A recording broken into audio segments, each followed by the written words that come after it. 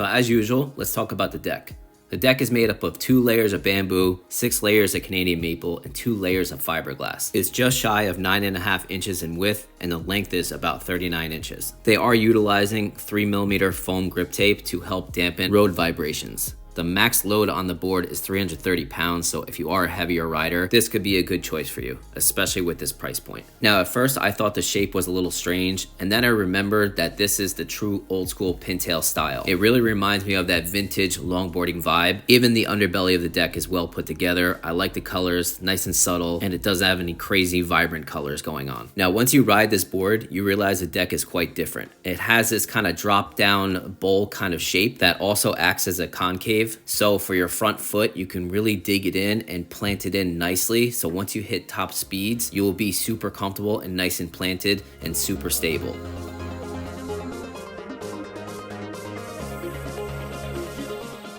Also, the rear has it as well. It has this kind of drop down circle concave kind of style that really plants in your back foot for stability at higher speeds.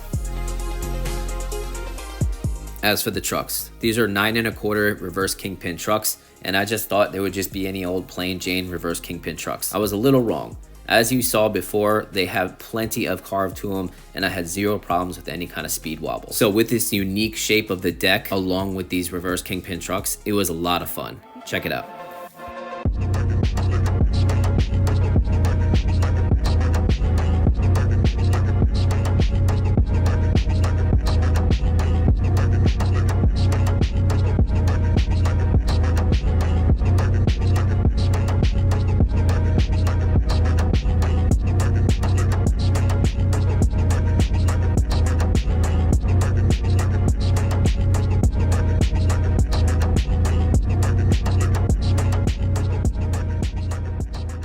As for the wheels / motors, the wheels up front are 96mm in diameter, 56mm wide, and 78A diameter. The rear are 2 hub 1000-watt motors each, so these wheels are nothing to complain about, also nothing to brag about. They did perfectly fine on bad roads, they did great with grip as you saw with all the carving videos, and with a little bit of confidence, you could take bad roads just like this.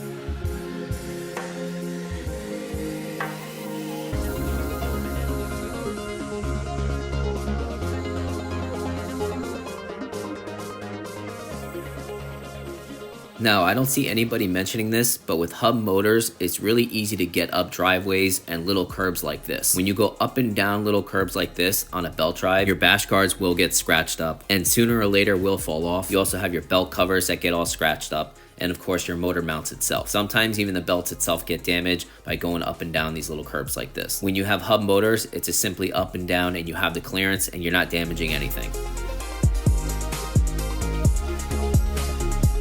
Also, not a lot of people mention this, the great free roll, which means it's easy to kick push. When you can kick push, not only does it give you traditional longboarding vibes, kick pushing can conserve your range. You could also kick push home if you run out of battery, but it's very easy to carry around the board just like a traditional longboard because there's no resistance from the belts or motors. I also like treating it like a traditional longboard by throwing it around because it's thin, lightweight, sleek, and because you're not scratching anything in the rear like bash guards, belt covers, and it won't scratch up the deck either.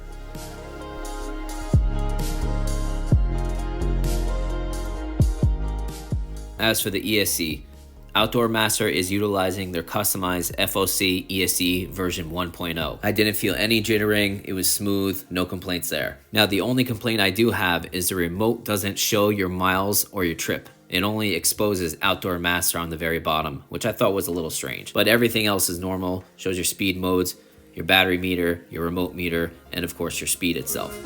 Okay guys, here we go, top speed test on the Outdoor Master. Full battery, mode 3. Let's do it.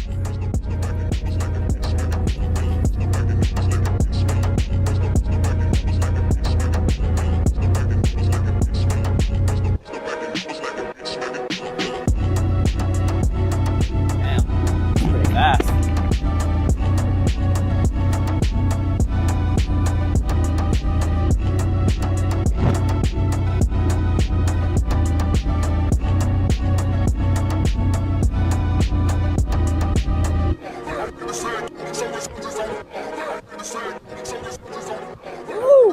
Whew. I went super far. All right, let's check the rider app. So I got 30.2 miles per hour, and that was on a slight hill, but when you keep going on that road, it actually turns flat. So I think 30.2 miles per hour is pretty accurate. That is very good for a budget board. Okay guys, acceleration test. 1, 2, 3, go. Definitely not good, but it starts picking up. Definitely gains good speed, but acceleration could be better. Okay, the brakes are adjustable in the remote. I have it set on 90%. We're gonna do 15 miles per hour and we're gonna brake. Okay, 1, 2, 3, brake. Good. I think I could turn up to 100 and it'll be kind of perfect. It's not crazy aggressive, but it doesn't lack a lot. However, I think going up to 100% is good because it came like that and it scared me, so I put it down to 90%. So if you get the board, leave it at 100. Hub is a little different. I'm used to belt drive 100%, and that's kind of scary. Hub is different. Keep it at 100%. Okay, guys, here we go. Giant hill test. Same hill we always use, all the way up there. I'm thinking this board will get 15 to 17 miles per hour up the hill. Of course, I got some cars and some landscaping trucks here, but we're going to make it work anyway. All right, let's do it.